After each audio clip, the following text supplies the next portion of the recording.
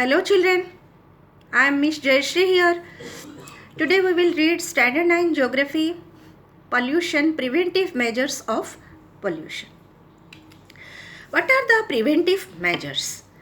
The responsibility for the abatement of pollution is not that of the government alone, but an obligation of all the citizens. See, we people are also responsible to prevent the pollution. The policy towards abatement of pollution seeks to emphasize on actual implementation.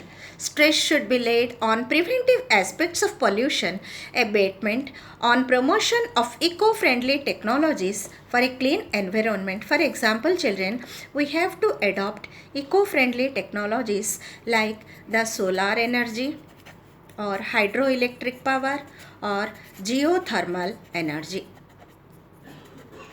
Now, prevention of vehicular pollution, mainly which causes the air pollution. How to prevent the air pollution? The following measures can be taken to reduce or to prevent the air pollution. First is carpools. Carpools refers to the sharing of car journeys by persons traveling on the same route. The main advantages of carpooling are it reduces the air pollution by reducing the number of vehicles. It saves money in buying the fuel and maintenance cost of cars. It reduces the traffic congestion.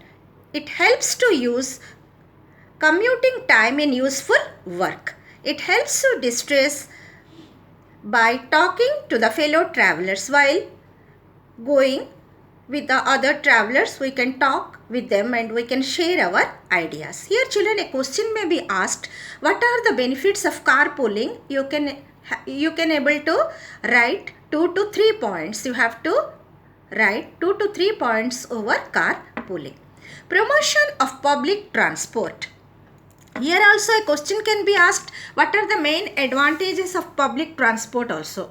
See, public transport is a shared passenger transport. It is a shared passenger transport service which is available for use by the general public. The main advantages of public transport are it reduces damage to the environment by reducing the emissions. How children? Because the number of vehicles will be reduced so that the emission of the pollutant gases will also be reduced.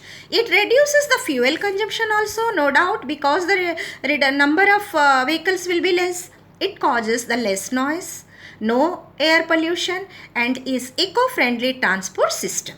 It helps to save money which is spent on personal vehicles. If you will go by your own in personal vehicles, more money can be spent on fuel.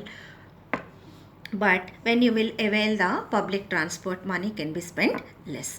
It reduces congestion of roads and thereby traffic jams and travelling time.